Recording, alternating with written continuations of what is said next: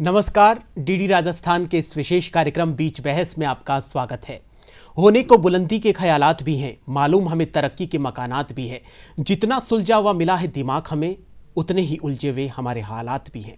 जी हाँ, इन्हीं उलझे हुए हालातों को सुलझाने के लिए देश में लगातार पिछले कई सालों से समान नागरिक संहिता लागू करने की बात हो रही है।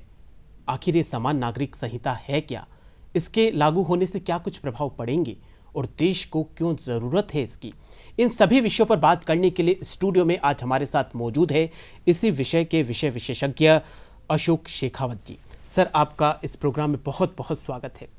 पूरे देश में आज़ादी से पहले अगर बात की जाए तो आज़ादी से पहले भी और आज़ादी के बाद भी लगातार समान नागरिक संहिता लागू करने की बात कही जा रही है। समान नागरिक संहिता क्या है? हम पूरे इस शब्द को समझना चाहेंगे सबसे पहले आपसे। देखो, समान नागरिकता क्या होनी चाहिए? ऐसा होना चाहिए कि कोई भी हो, धर्म का हो या कोई भी जाति का हो, क्योंकि भारत यदि हम देखेंगे विविधता का देश है और उस विविधता के देश के अंदर हर धर्म के लोग और हर धर्म में एक धर्म होता है और हर जातियों में कई जातियां होती हैं, आपने देखा है। और उसके बाद में हर समाज की ऐसी परिस्थितियाँ होती, कहाँ कहाँ रहता है, उसका रीति रिवाज अलग अलग होते हैं और नियम कायदे भी अलग होते हैं। लेकिन भारतवर्ष को एकता में अनेकता और अखंडता कैसी बनी रही? 70 सालों में बनी रही है। लेकिन जब देश आज़ाद हुआ उससे पहले भी संहिता के 1835 के लिए इसके बारे में चर्चा की गई, जो ब्रिटिश काल का था। देश आज़ाद हुआ, देश आज़ाद होने के बाद में भी आप देखेंगे बाबा साहेब अम्बेडकर साहब ने, सरदार पटेल ने तो एक अधिवेशन में भी इसकी आवाज़ उठाई थी, समान नागरिक से 1931 के आसपास। हाँ, ये आपने सही कहा कि सरदार पटेल जी ने भी इसकी आवाज़ उठाई थी। और जब संविधान जो बना उसके बाद में भी आप देखिए, बाबा साहब उसके जो कमेटी के मेंबर थे, उन्होंने आर्टिकल 44 डाला और वो भी इसके पक्षधर थे, राज्य बनाओ या सेंट्रल गवर्नमेंट बनाओ, ऐसा लॉ बनाओ कि समान नागरिकता के नागरिकों को, जो भारत के जो नागरिक हैं उनको समान नागरिक मिले, जो पर्सनल जो व्यक्तिगत कानून होते हैं उनके उनमें मिले, जो आर्टिकल 44 स्पेसिफिक रूप से कहता है।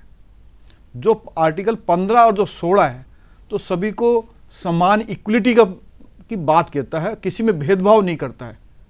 उसकी बात को जो आप कहेंगे तो आर्टिकल 25 से लेकर के आप 28 की हम चर्चा करते हैं। 25 और 28 जो है वो ये कह रहा है, 25 ये कह रहा है कि कोई भी धर्म उसकी उपासना कर सकता है, जिसमें अपन चर्चा करते हैं, जो उपासना कर सकता है उसको प्रचार प्रसार कर सकता है, लेकिन समान नागरिकता की संहिता के उसको में रोकता नहीं है। उनके शिक्षण संस्थानों के बारे में कोई चर्चा कर सकता है, किसी भी धर्म के बारे में मैं चर्चा करूं, किसी धर्म के बारे में। लेकिन वर्तमान में यदि हम देखें या सुप्रीम कोर्ट के जजमेंट में हम देखें, सुप्रीम कोर्ट के जजमेंट इस प्रकार से कह रहे हैं कि चाहे हाई कोर्ट के आए चाहे सुप्रीम कोर्ट के जजमेंट आए, उन्होंने कहा कि समान नागरिक जो संहिता है वो समय की आवश्यकता है। क्यों? कि हर धर्म के अलग अलग व्यक्तिगत कानून है, उन व्यक्तिगत कानून से, पर्सनल लॉ से, चाहे विवाह से हो, चाहे विवाह विच्छेद के हो, चाहे सक्सेशन से संबंधित हो, जिसमें सारे 4 कैटेगरी आ गई। आपका सेल किया गया, कोई प्रॉपर्टी को आप बेच रहे हो, दान कर रहे हो, अपनी प्रॉपर्टी का वसीयत कर रहे हो, ये सारे कंटेंट इसमें आ गए। तो इनको एक साथ पर्सनल लॉ में किया जाए तो उसके लिए सरकार के द्वारा 21वां विधि आयोग बनाया गया। उसमें 21वें विधि आयोग की जो रिपोर्ट आई उसमें कहा गया कि फैमिली, जो पारिवारिक जो कानून है उसके बारे में चर्चा होनी चाहिए, और 2018 में किया गया। अब 22वां विधि आयोग आया है। तो केंद्र सरकार ने सुप्रीम कोर्ट में हल्फनामा दिया कि हम चाहते हैं कि समान नागरिकता आए और सभी को, जो मैंने आपको ये बातें, जो कंटेंट जो आपको बताए हैं, कि वो लागू हो जिसमें सभी एक समानता रहे। इसके आधार पर 22वां विधि आयोग है वो बना। और विधि आयोग ने आज वर्तमान के अंदर आप देखेंगे तो उन्होंने अपनी एक चर्चा पब्लिक प्लेटफॉर्म में की कि आप अपनी राय दीजिए, और जो जिसकी गाइडलाइंस जो 14 तारीख तक दी हुई 14, बिल्कुल। तो आपको क्या लगता है, समान नागरिक संहिता अगर देश में लागू होती है तो सबसे ज्यादा प्रभाव किन क्षेत्रों में पड़ सकता है, सामाजिक क्षेत्रों में? देखो कि सबसे बड़ी बात तो ये है कि यदि यूसीसी आता है, यूनिफॉर्म बनाता है पूरे धर्म में और समाज के अंदर, और मुझे लगता है कि आज एक आधुनिक समाज है और रीति रिवाज इतने और सालों से परंपरा, चले आ रहे हैं, परंपरा रीति रिवाज परंपरा है, मुझे लगता है कि उसमें इसका कोई हस्तक्षेप भी नहीं है। कहीं कोई कहीं कस्टम्स को ही लो बना दिया गया है। नहीं, मैं कह रहा हूँ कि इसमें आप देखेंगे कस्टम्स है, कस्टम में कोई कुरीतियां हैं, कुरीतियां हैं, कुप्रथा है, बिल्कुल उसी की बात कर रहा हूं उसकी हम बात करें तो उसको तो मुझे लगता है कि देश आजाद होने से पहले भी कई कुरीतियां थी, वो खत्म की गई और बाद में भी की गई। जैसे आप सती प्रथा है, अब सती प्रथा देखो, अब कोई एक्सेप्ट नहीं कर रहा, बिल्कुल सर। अब बहुविवाह है, बहुविवाह है, अब कोई करना चाहे तो भारतीय दंड संहिता उसको रोकती है, आप बहुविवाह नहीं करोगे। विधवा विवाह, हाँ, विधवा विवाह जो हम कर रहे हैं वो तो ये चीज है कि आज मांग है, समय की मांग है, इसलिए अब स्त्रियां कर सकती भी है। और उसके अलावा उम्र क्या होनी चाहिए विवाह की,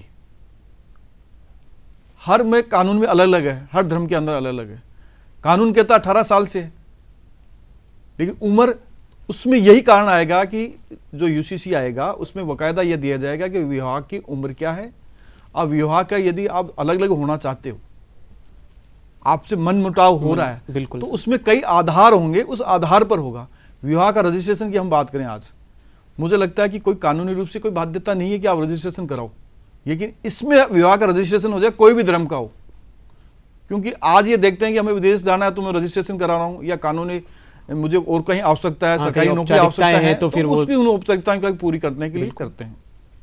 और मैं कह रहा हूँ कि आप और भी चीज़ें हैं, जैसे भरण पोषण हम ले लें, भरण पोषण के लिए आप हिंदू विवाह में अलग चीज़ दी हुई है, क्रिश्चियन में अलग दी है, पारसी में अलग दी है, और मुस्लिम लोग के अंदर अलग दी हुई है।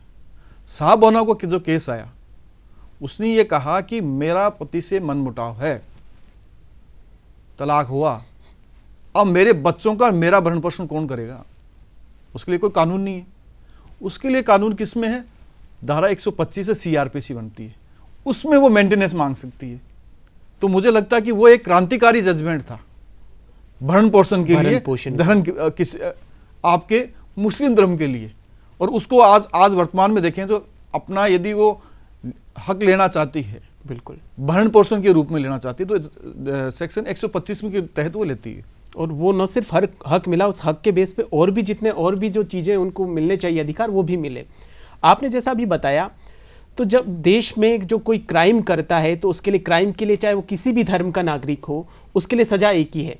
तो जब क्रिमिनल लॉ एक है तो ये सिविल लॉ में इतना डिफरेंस क्यों? देखो, ये सही, आपने सही प्रश्न पूछा कि जैसे भारतीय दंड संहिता है, और भारतीय दंड संहिता को चलाने के लिए प्रोसीजर के लिए अलग आपकी जैसे सीआरपीसी बनी हुई, या एविडेंस एक्ट के एविडेंस कलेक्ट करने के लिए हुई हो, वो सबके लिए लागू है। तो हम कह रहे हैं व्यक्तिगत कानून, पर्सनल लॉ जो कानून है, वो भी एक होने चाहिए, अलग अलग डिफरेंस नहीं होने चाहिए, क्योंकि उसमें एकरूपता आएगी तो देश की एकता और अखंडता कहीं भी खत्म नहीं होगी, उसको बल मिलेगा। क्योंकि अपने जैसे विदेशों में आप देखें, हमारे पड़ोसी जो देश हैं, पाकिस्तान है, बांग्लादेश है, बांग्लादेश, और जो विकसित देश हैं, उन्होंने तो ऑलरेडी इनको अडॉप्ट किया हुआ है। बिल्कुल। और भी राष्ट्र हैं जो पर्टिकुलर एक ही धर्म के हैं, उन्होंने अडॉप्ट कर रखा है। तो वो कितने विकसित देश भी हैं, हमारे पड़ोसी देश हैं। तो मुझे लगता है कि इसको अडॉप्ट करेंगे तो अच्छा है। कुछ राजनीतिक पार्टियों कुछ हो सकता है, कोई कारण हो सकता है, उस कारण से वो नहीं कर रहे हैं, लेकिन उसके लिए सवेरा आकर के सब उस पर सहमत होंगे। उनके सुझाव भी मांगे जा रहे हैं, हाँ, और सबको मिलाकर एक बनाया जाए। हाँ, ये सही है कि यदि कोई यूनिफॉर्म बनाया जाता है और विधि आयोग उनसे सुझाव मांग रहा है, और 14 तारीख गाइडलाइंस दी हुई है, उस विधि आयोग में जो आपको कहा कि व्यक्तिगत रूप से भी आपसे सुनाई करेंगे, चाहे ईमेल भी दे सकते हो, तो भी आपसे सुझाव मांगे जाएंगे।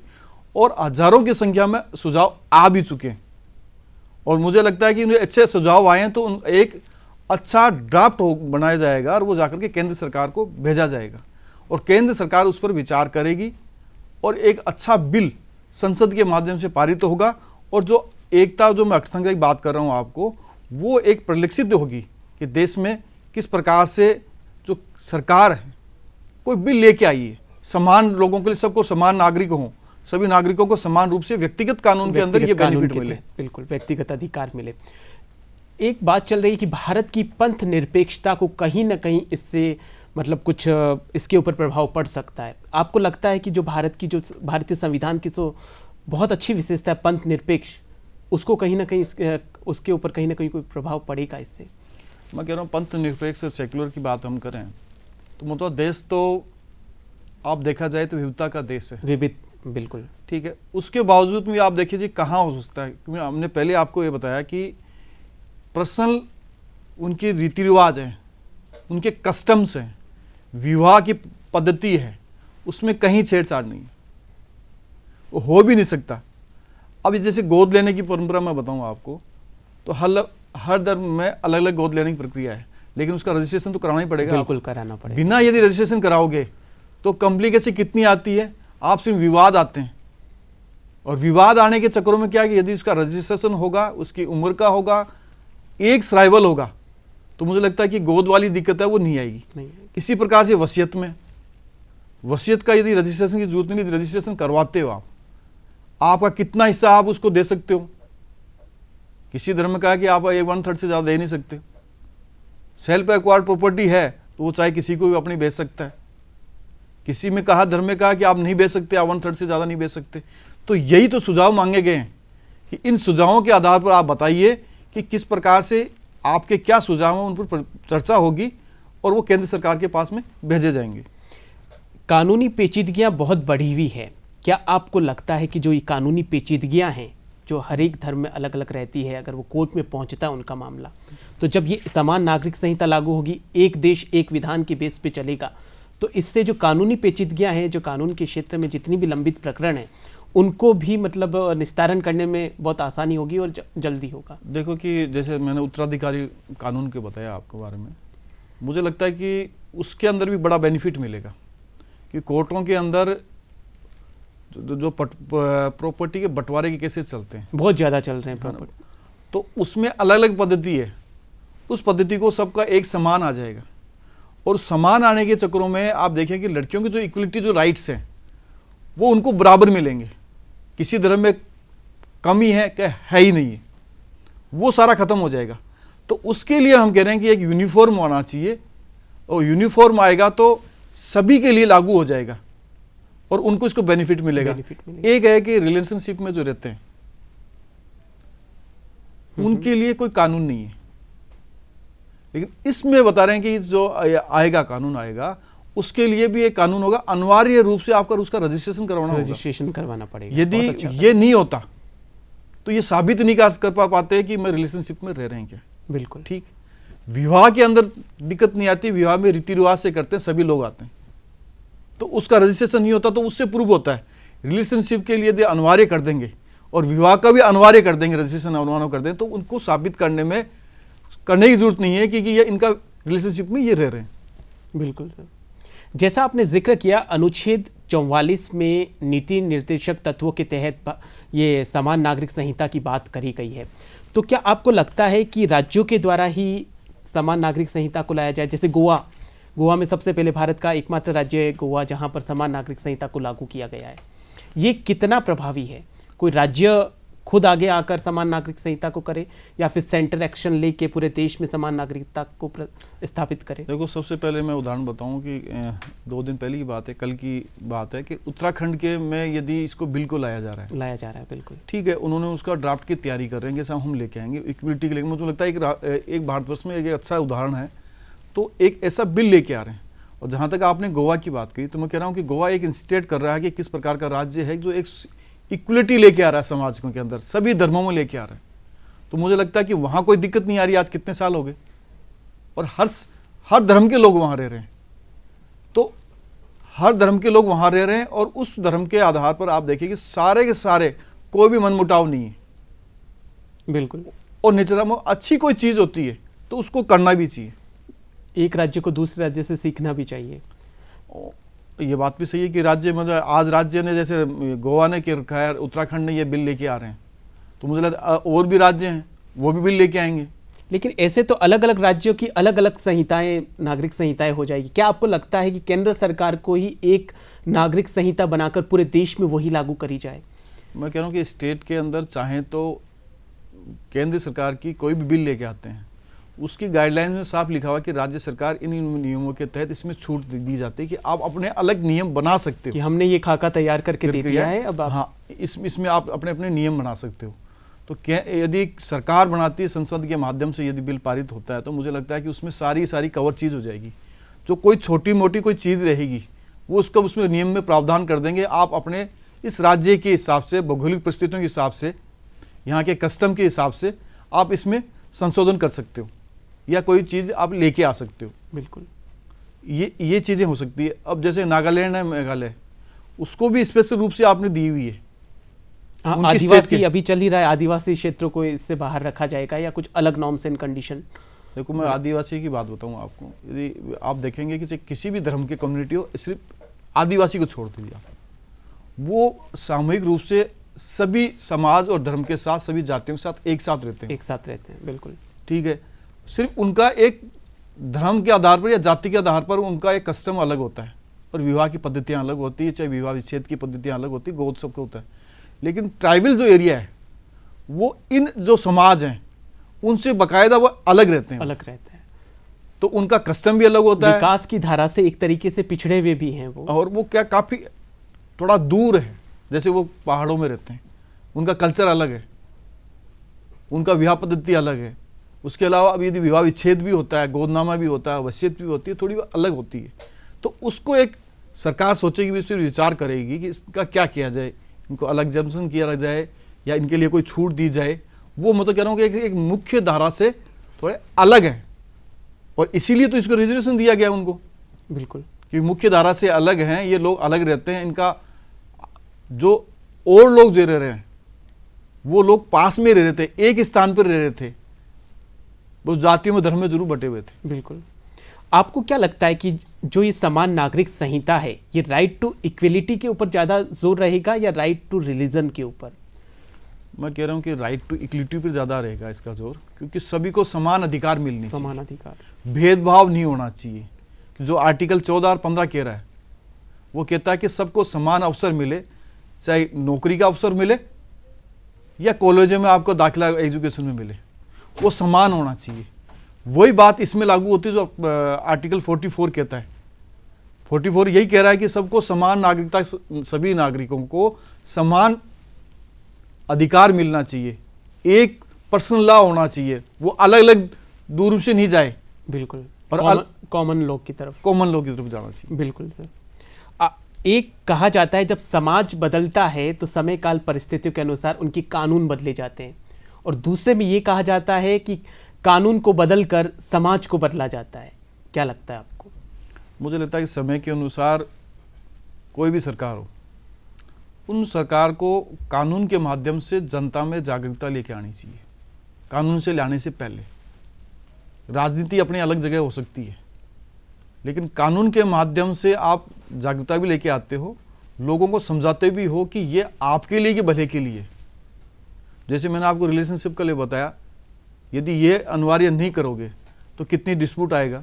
यदि सक्सेशन के अंदर आप एक साथ नहीं करोगे तो कितनी दिक्कत आएगी। महिलाओं को बड़ी दिक्कत आती है, किसी धर्म के अंदर उनको राइट ही नहीं है, तो यदि उनको राइट नहीं है तो अपने अधिकारियों के प्रति कैसे आएगी वो? यदि इस कानून में आ जाएगा, उनको मिल जाएगा, अधिकार मिल जाएगा, तो वो कोर्ट के माध्यम से अपने जो राइट है उनको निष्पादन करा सकेगी। बिल्कुल। देश की सबसे बड़ी समस्या अभी चल रही लैंगिक असमानता, जेंडर डिस्क्रिमिनेशन, क्या आपको लगता है कि इससे बहुत बल मिलेगा और काफ़ी हद तक इस समस्या का निराकरण होगा? मैं कह रहा हूँ कि आप ये देखिए कि सबसे पहले कोई भी धर्म हो, उसमें यदि एज अपन बात करें तो एज में डिफरेंस नहीं होना चाहिए, सब में सर्वाइवल होना चाहिए। और बहुविवाह जो प्रथा थी वो बंद है, लेकिन किसी धर्म में कहते हैं कि साहब बहुविवाह कर सकते हो आप, लेकिन इसमें मना कर देंगे। सरला मुदगल वाला जो केस आया था उसमें साफ मना किया था, और होना भी चाहिए। बिल्कुल। अब भरण पोषण की मैंने आपको बात बताई, तो भरण पोषण में इक्वलिटी होनी चाहिए कि अब उसका भरण पोषण यदि कौन दे।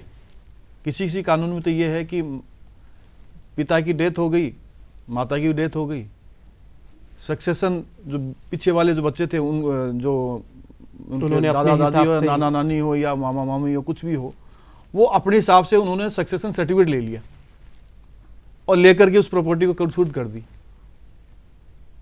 अब इस कानून में पहली बात ये आ जाएगी कि इस प्रॉपर्टी का डिवाइडेशन और भरण पोषण कैसे होगा। जिसे भरण पोषण की दिक्कत आती थी कि भरण पोषण कैसे करेंगे, पीछे वाले लेके चल जाते थे।